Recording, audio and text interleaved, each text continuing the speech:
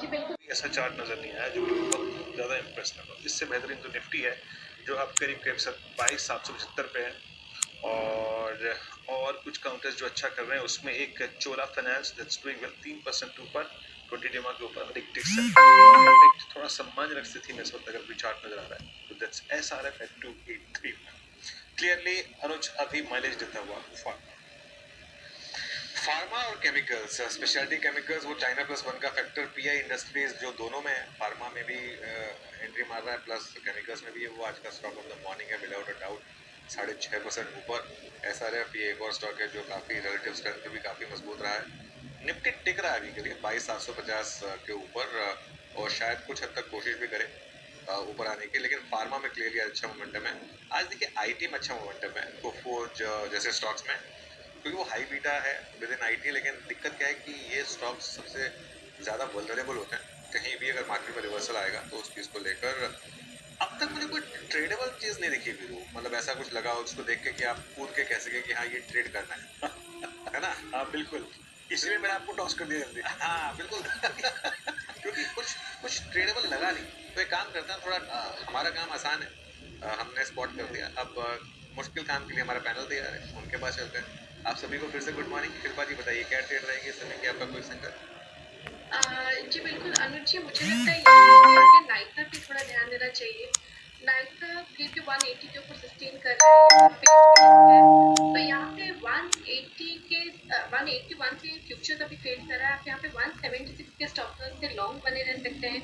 पहला लेकिन इसको जैसा मैंने पहली बार भी बता दिया कि प्रोफेसर डीलर हमने इसको एक बुलिश व्यू में इसको रखा हुआ है। तो टारगेट 13,000 से लेकर 13,500, बट अभी थोड़ा पोजिशनल है। यहाँ पे अगर आपको कोई भी गिरावट मिले, मान लीजिए 10,200 तक भी, तो भी आप इसमें बाई कर सकते हैं। इसका एक पोजिशन स्टॉप लॉस आप 9,800 का रखिए। यहाँ पे आप 13,000 तक के लेवल के लिए इसमें बने। ओके, देखिए मार्केट को सपोर्ट मिल रहा है बार बार बैंक निफ्टी की तरफ से। अब 700 पॉइंट ऊपर बैंक निफ्टी पर आप 50,950 पर, और अब हम इंट्राडे हाई क्रॉस कर रहे हैं बैंक निफ्टी पर। तो ये क्लियरली एक इंडेक्स है जो इस समय स्ट्रेंथ में है, और इस इंडेक्स को लीड कर रहा है HDFC बैंक। एक बार जरा HDFC बैंक का इंट्राडे चार्ट लेकर आइए, और उसके बाद निफ्टी बैंक का कंट्रीब्यूशन देखिए। 720 पॉइंट की रैली में आधा कंट्रीब्यूशन आपको HDFC बैंक का दिखाई देगा। एक बार जरा लेकर आइए। 390 पॉइंट के करीब HDFC बैंक का कंट्रीब्यूशन है। कुछ हद तक ICICI बैंक भी इसको सपोर्ट कर रहा है। तो ये एक स्ट्रेंथ वाली पॉकेट, और दूसरी स्ट्रेंथ वाली पॉकेट ऑब्वियसली फार्मा है। आज फार्मा में अच्छे केस मिल रहे हैं। एक और स्टॉक मेरे रडार पर आ रहा है। एक बार अमित जी आप चार्ट देखिएगा अरे यार, डे हाई पर है ये स्टॉक इस समय। यहाँ पर क्या अप्रोच रहेगी? जी अनुज जी, डेफिनेटली स्टॉक के ओवरसोल्ड लेवल से बेस बना के ऊपर आने की कोशिश कर रहा है। करंटली 10 और 20 डैमा क्रॉस कर रहा है। ऑलमोस्ट एक दो गैप के साथ ओपनिंग हुई है यहाँ पे। तो मुझे लगता है यहाँ पे 50 डे एक्सपोनेंशियल मूविंग एवरेज जो कि 1570 के आसपास है, वहां तक जा सकता है। स्टॉप लॉस एक छोटा सा 1500 रुपए के रखेंगे फॉर टारगेट्स ऑफ 1570।